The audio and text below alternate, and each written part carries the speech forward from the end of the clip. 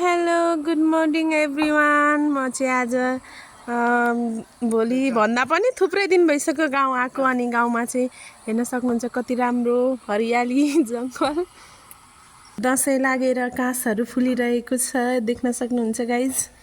I hope तपाईँहरू सबैजना सन्चै आरामै हुनुहुन्छ होला। म पनि सन्चै छु। अनि गाइज म चाहिँ बिहानै अब है बिहानै उठेर बनाउनु पर्ला भनेको। अनि गाडा साडा लिएर यो ढुङ्गासुङ्गा ओसानी काम गरिरहेको छु। यता हाम्रो दाजुभाइ चाहिँ दुईजना सोइलिङ के भन्छन् नि त्यो गर्न लाग्दै हुनुहुन्छ। यस्तो गज्याङ भयो नि त, नयाँ घर भर्खर बन्दैछ हाम्रो पनि।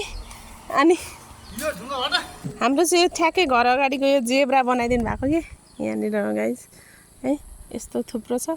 अगाडि ढलान गर्ने रे, ढुङ्गा ओसार्ने काम चाहिँ मेरो भइरहेछ। सो लागे म चाहिँ ढुङ्गा ओसार्नतिर सुरु। क्लेला लागे काम उहाँ बसेर आइज बुइनी आइज भने मम्मी हेरेर हाँसेको हुनुहुन्छ गाइज। हेर्नु कति राम्रो। वाउ हाम्रो गाउँ, ओन्ली वान प्यारो गाउँ मेरो। उतै ढुङ्गा यहाँनिर अनि त्यहाँनिर थुपारेर राखेको छ, देख्न सक्नुहुन्छ। कान्छी बहिनीको कमाल हो यो चाहिँ। म चाहिँ उ गर्ने आउँदैछु बहिनी, ढुङ्गा लाइज है भनेको। यो थोरै सुकसुकी छैन, त्यहाँ आउँदा बाटोमा के कुन्ची छ त्यही भएर। अनि अब हामी चाहिँ एक गरेर ढुङ्गा हाल्छौँ। ल हेर्नु देख्न सक्नुहुन्छ गाइज। एकछिन पख म यो फर्काउँछु, हाल न ल हाल। कान्छी बहिनी लोट लुतालुती भए पनि हाम्रो बहिनी। वाउ ढुङ्गा त खत्रेले हाली त हैन।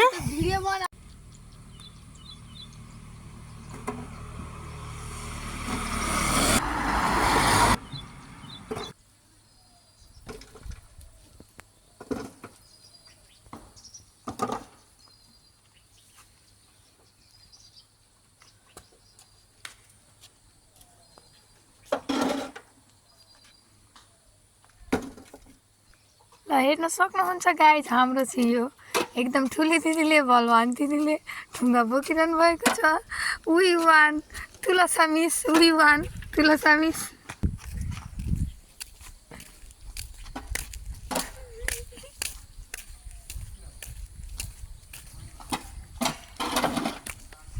थाक्नुभयो उहाँ।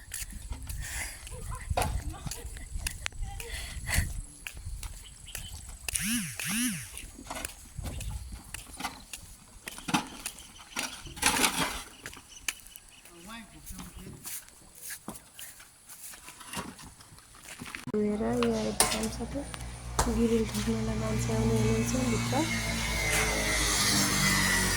लगाइरहेछ है। यस्तो पुरै कामहरू। यता पनि गजरको सोइलिङ चाहिँ भइसक्यो।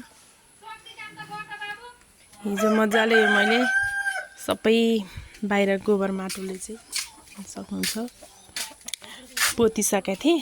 आज चाहिँ अब सेतो र रातो लगाउँ। सेतो माटो गाई चाहिँ अब म यहाँ मुस्दैछु, मिच्नुपर्छ अलि मजाले। मम्मी उताबाट आउँदै हुनुहुन्छ कुडो भैँसीलाई दिएर।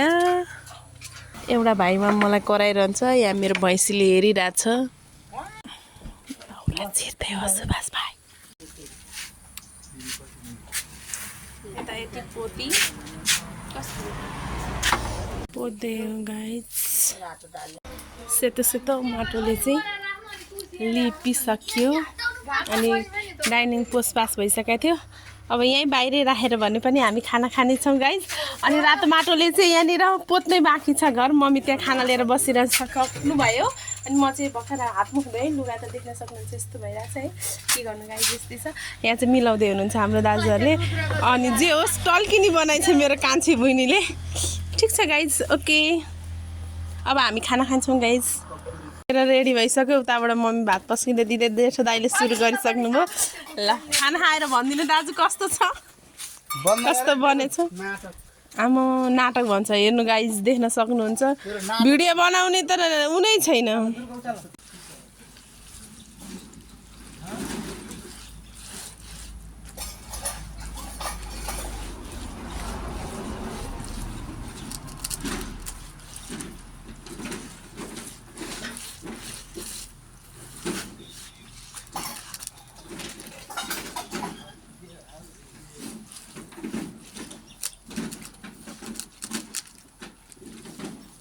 Finally guys, सकियो लिपीपोती गरेर अब यता ढलान बाँकी छ ढलान गर्ने दिन त राम्रो भएको छ किनकि आकाश शीतल शीतल तर पानी पर्ने हो कि अरू यता मम्मी भाँडामा ल्याउनुहुन्छ मेरो साग मैले कस्तो राम्रो भएको छु बाजे भाइ खट्नु भएको छ मेरो पानी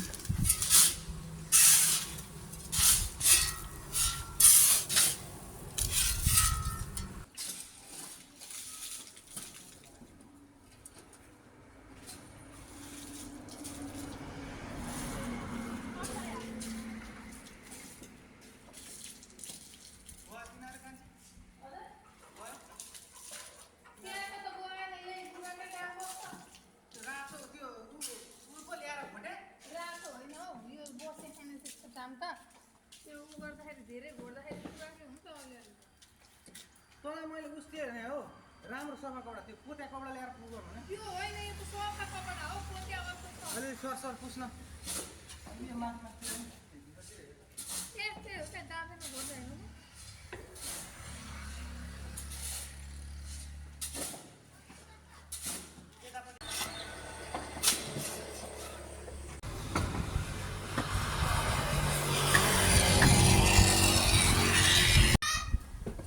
मने चराउ न मने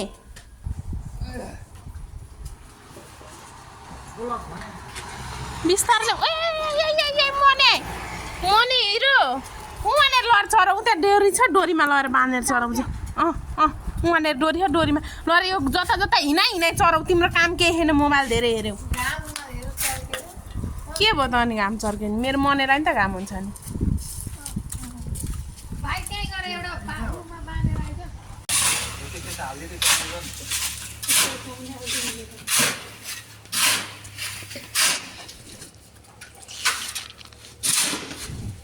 यसले काम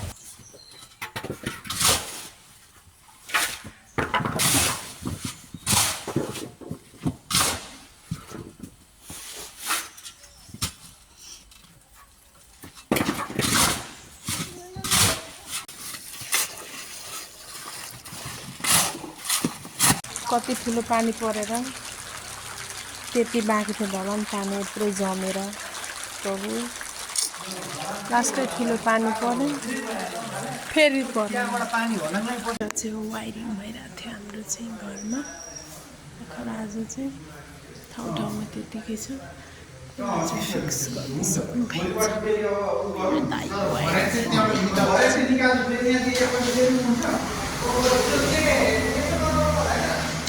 बुढीहरू सबै भइसक्यो अब ढोका चाहिँ यो चाहिँ रेडिमेड हो बाहिरको ढोका चाहिँ एकदम ओरिजिनल आफैले बनाएको हो पानी परेर मौसम कस्तो राम्रो देखिया छ गाइस हेर्न सक्नुहुन्छ यो चाहिँ हाम्रो तल्लो घर हो उतापट्टि काठे घर छ यो चाहिँ हाम्रो त्यहाँ मैले अस्ति उता साग रोपेको थिएँ आज सागलाई पानी पुग्यो भने त बिरुवै मरिसकेछ क्या गाइस यहाँनिर सागको बिरुवा रोपेको त पानीले पलात्तै बनाइदिएछ है कहीँ छैन दसैँ लाग्यो गाइस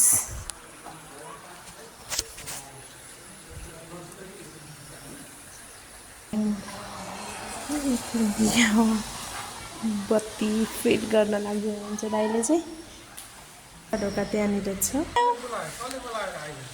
हजुर बोलाउँदा मात्र हाई भन्ने त छोरीको भ्लगमा सब्सक्राइब गरिदिनु भन्नु ड्याडी मम्मीलाई बनाउनु मेरो कान्छे पनि हाम्रो यो चाहिँ बार पनि हालेको बच्चा बच्ची लड्छन् भनेर है हाम्रो कुखुरीहरूले त्यहाँ साग रोपेको थियो 1 सेकेन्ड पनि राखेनन् मैले लिपेको पोतेको नि सबै गयो आज पानीले गाह्रो छ फेरि हाम्रो ड्याडको स्माइल कस्तो राम्रो छ एकचोटि हाँसिदिनु त ड्याडी हाय